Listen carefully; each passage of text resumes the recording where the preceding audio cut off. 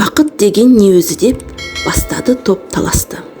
Бір оны үйден іздеп, бірі қырдан әр асты.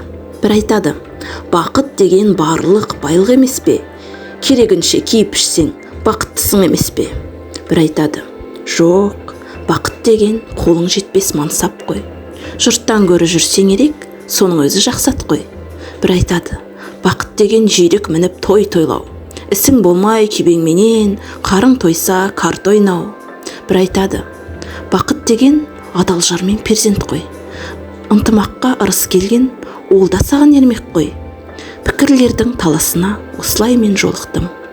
Бақыт адам баласына келмес оңай, соны ұқтым. Безбеймін мен баладан да, байлықтан да, жардан да. Мансап жетпес бар адамға үлестіріп алғанда. Үміт үзбей іздейді олар, тыңдап сол бір жақұтты. Оны алыстан іздемегін, жүректен тап